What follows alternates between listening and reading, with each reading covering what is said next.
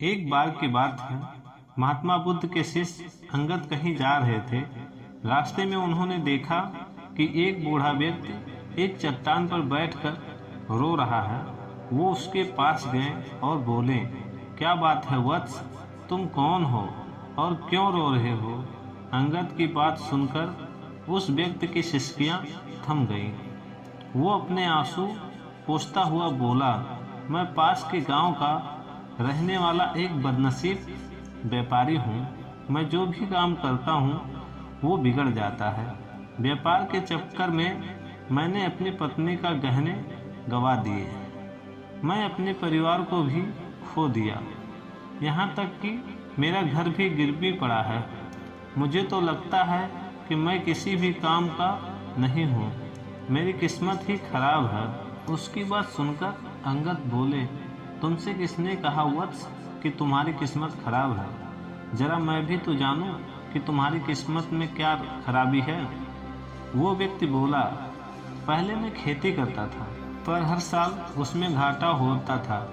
कभी सूखा पड़ जाता तो कभी ज़्यादा बारिश के कारण फसल बर्बाद हो जाती। इससे परेशान होकर मैंने व्यापार करने का निश्चय किया।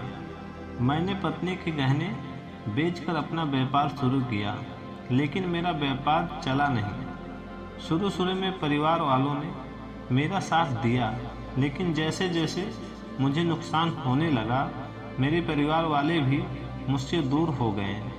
मैं ये सब उनके लिए ही कर रहा था, लेकिन अब वे लोग मुझे देखकर नज़रें फेर लेते हैं और मुझे ही मेरे परिवार की दुर्दशा का जिम्मेदार ठहराते हैं। उस व्यक्ति ने एक लंबी सी सांस ली और फिर बोला, मेरा एक मित्र है। उसने भी मेरे साथ अपना व्यापार शुरू किया था। उसका व्यापार अच्छा चल रहा है। वो जब भी मेरे घर आता है तो अपनी सफलता की कहानियाँ सुनाता है।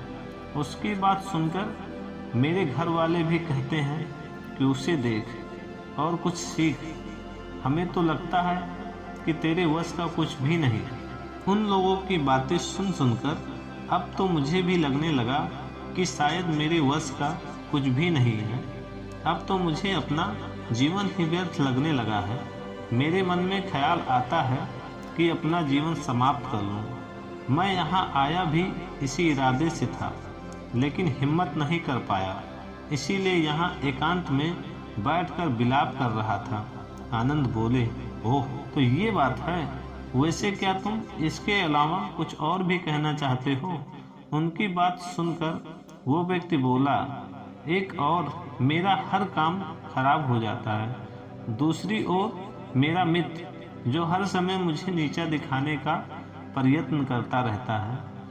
मुझे समझ नहीं आ रहा कि मैं क्या करूं। अंगद बोले, क्या तुम अपने मित्र की बातें सुनकर दुखी हो जाते हो? हाँ, मैं उसकी बातें सुनकर स्वयं दुखी हो जाता हूँ, उस व्यक्ति ने जवाब दिया। अंगद ने पूछा, तुम्हें किस बात का दुख होता है? अपने असफल होने का या फिर मित्र के सफल होने का? उनका जवाब सुनकर वो व्यक्ति एक पल के लिए सोच में पड़ गया। फिर वो बोला, अगर सच कहूँ तो मुझे अपने असफल होने का उतना दुख नहीं होता जितना कि मित्र के सफल होने का होता है। अर्थात यदि तुम्हारा मित्र असफल हो जाए तो तुम्हें खुशी होगी? आनंद ने प्रश्न किया। वो व्यक्ति बोला, हाँ, मुझे बहुत खुशी होगी। इसका मतलब कि तुम्हारी खुशी तुम्हारे मित्र पर निर्भर है। अंगद बोले, अगर वो चाहे तो तुम्हें खुश कर सकता है, और अगर वो चाहे तो तुम्हें दुखी कर सकता है। तुम स्वयं ना तो खुश हो सकते हो और ना ही दुखी हो सकते हो। अर्थात तुम अपने मित्र के गुलाम हो गए हो, इसीलिए तुम्हारा कुछ नहीं हो सकता। ऐसा ना कहे महात्मा, उस व्यक्ति ने हाथ जोड़ दिए। आपकी बातें सुनकर मुझे कुछ आशा बंध रही है। आनंद बोले, जब हम किसी से आशा बांध लेते हैं तो उस पर निर्भर हो जाते हैं। ऐसे में हमारी खुशी और दुख भी उस पर निर्भर करने लगता है। इससे बेहतर है कि तुम अपने आप से आशा बांधो। जब तुम ऐसा करोगे, साथ ही पूरे तन मन से काम करोगे, तो आपकी सफलता अवश्य प्राप्त होगी। कहते हुए अंगद ने एक पल के लिए उस व्यक्ति की ओर देखा फिर अपनी बात आगे बढ़ाई। तुम्हें लगता है कि तुम्हारा मित्र तुम्हें दुखी करने आता है, पर अगर विचार करो तो वो बातें तो सच्ची ही कहता है। वो अपने संघर्ष और अनुभव की बातें बताता है। तुम उन बातों से बहुत कुछ सीख सकते हो। तुम्हें इसके लिए उसका धन्यवाद करना चाहिए। तुम्हें घर बैठे कुछ अनुभव मिल रहे हैं, तुम उन अनुभव का लाभ उठाओ, नई शुरुआत करो, कर्म करते जाओ, हार मत मानो। एक दिन तुम्हारी सफलता अवश्य मिलेगी। आज तुम जिसे अपना बुरा वक्त या बुरी किस्मत कह रहे हो, एक दिन ये बदल जाएंगे। इसी के साथ तुम्हारे विचार भी बदल जाएंगे।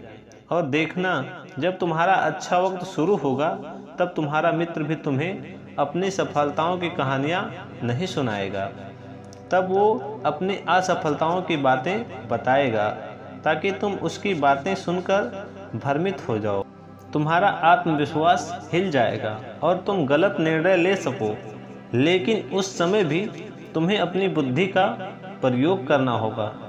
तुम्हारा मित्र जैसे आज तुम्हें दुखी करने आता है, उसी तरह उस समय भी तुम्हें दुखी करने आएगा। क्योंकि जिस तरह उसे दुखी देखकर तुम्हें सब मज़ा आता है, उसी तरह उसे भी तुम्हें दुखी देखने में उतना ही मज़ा आता है। वो व्यक्ति बोला, आपने सही कहा, लेकिन सबसे बड़ा दुख ये है कि मेरे परिवार के लोग भी इसमें शामिल हैं। वास्तव में मैं तो अपने परिवार के लिए अच्छा करना चाहता था, लेकिन वो लोग भी मेरी बात नहीं समझते। वो भी मुझे गलत कहते हैं और अब तो मेरे साथ भी नहीं हैं। अंगद बोले, मैं सब समझ गया। तुम सांत्वना चाहते हो। वास्तव में इस दुनिया में सभी लोग सांत्वना ही चाहते हैं। हम चाहते हैं कि हम जब भी कुछ करें तो लोग हमारी प्रशंसा करें, लेकिन आमतौर से ऐसा नहीं होता है। इसीलिए हम दुखी हो जाते हैं। हमें लगता है कि हमारे मित्र, परिवार वाले सब मतलबी हैं। लेकिन तुम अगर किसी को अपना परिवार मानते हो और उसके लिए कुछ करना चाहते हो, तो तुम्हें ऐसा क्यों लगता है कि तुम दूसरों के लिए कुछ कर रहे हो? वास्तव में तुम अपनी खुशी के लिए कर रहे हो। इसलिए परिवार के लिए कुछ करना वास्तव में अपने लिए ही करना होता है। लेकिन अगर ऐसा करते समय तुम्हें लगता है कि तुम दूसरों के लिए कर रहे हो, तो तुम दुखी रहोगे। और अगर तुम्हें लगता है कि तुम अपने लिए कर रहे हो, तो तुम खुश रहोगे। क्योंकि जब तुम अपने लिए अच्छा करते हो या करना चाहते हो, तब तुम्हें सांत्वना की ज़रूरत नहीं पड़ती है। अंगद की बातें सुनकर उस व्यक्ति के चेहरे के भाव बदल गए। वो बोला, आप सही कह रहे हैं, मैं समझ गया। अब तक मेरी किस्मत खराब इसलिए थी क्योंकि वो दूसरों के हाथ में थी।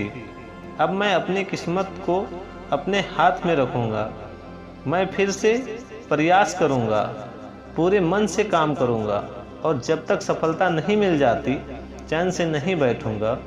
उस व्यक्ति की बात सुनकर अंगद मुस्कुराए और उसे एक छोटी सी डिबिया देते हुए बोले, इस डिबिया को हमेशा अपने पास रखना। इसमें एक ऐसा राज है जो तुम्हें बड़े से बड़े दुख से भी बाहर निकाल लेगा। लेकिन इसे तभी खोलना जब तुम्हारे जीवन में कोई रास्ता न सुझाई दे और तुम्हें लगे कि सब व्यर्थ है, ये दुनिया व्यर्थ है और यहाँ रहना भी व्यर्थ है। उस व्यक्ति ने आनंद को धन्यवाद दिया और डिबिया को लेकर चला गया। उसने नए उत्साह के साथ फिर से अपना व्यापार आरंभ किया। उसका व्यापार चल निकला। अपनी मेहनत और लगन के बल पर वो एक बड़ा व्यापारी बन गया। परिवार वाले भी उसके साथ आ गए और उसका जीवन हंसी खुशी बीतने लगा। अब वो भूतकाल को रोना छोड़ चुका था। वो भविष्य काल की चिंता नहीं करता था, बस अपने वर्तमान को संवारने में लगा रहता था। और जो कुछ भी वो करता था वो अपने लिए करता था, अपनों के लिए करता था। इसीलिए वो प्रसन्न था। उसके जीवन में अब कोई दुख नहीं था। लेकिन वक्त हमेशा एक जैसा नहीं रहता, वो बदलता रहता है। उसके जीवन में भी बदलाव आया। एक दिन उसके राज्य पर पड़ोसी राज्य ने चढ़ाई कर दी। उसने इस राज्य पर अपना कब्जा कर लिया। उसके सैनिकों ने चारों ओर लूट मार मचा दी। उन्होंने व्यापारी का सारा धन लूट लिया। उनके घर में आग लगा दी। जान बचाने के लिए उसे अपने परिवार के साथ वहां से भागना पड़ा। वो व्यक्ति अपने परिवार के साथ कई दिनों तक इधर उधर भटकता रहा। वो दाने दाने को मोहताज हो गया। उसका बच्चा बीमार हो गया। इलाज के अभाव में वो तड़पने लगा। ये देखकर उसका हृदय चित्कार कर उठा। वो कैसे अपने बच्चे का इलाज कराए? उसके पास तो खाने के लिए भी पैसे नहीं थे। ऐसे में उसे एक बार फिर निराशा ने घेर लिया। उसे लगने लगा कि उसका जीवन व्यर्थ है, सारी दुनिया व्यर्थ है, किसी भी बात का कोई मतलब नहीं। भले ही जीवन में कितना भी कुछ कर लो, कितनी भी सफलता हासिल कर लो, पर अंततः ये जीवन समाप्त ही होता है। तो फिर ऐसे में जीवित रहने का क्या फायदा? इससे तो अच्छा है कि वो अपना जीवन समाप्त कर ले। लेकिन तभी उसके दिमाग में अंगद की दी हुई डिबिया याद आई। उसने उत्सुकता के साथ उसे खोला। डिबिया के भीतर एक पर्ची रखी हुई थी। पर्ची पर कुछ लिखा हुआ था। उसे पढ़कर उसकी आंखों के आगे छाया निराशा का अंधेरा छट गया और वो मुस्कुरा पड़ा। पर्ची पर लिखा हुआ था, ये समय भी बीत जाएगा।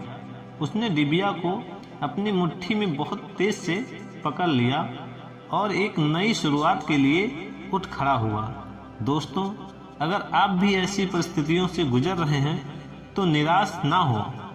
अपने अतीत पर शोक मत करें, ना ही भविष्य की चिंता करें। अपने वर्तमान को जिए और उसे बेहतर बनाने के लिए सच्चे मन से प्रयत्न करें। यकीन मानिए, जल्द ही आपकी किस्मत भी बदलने वाली है।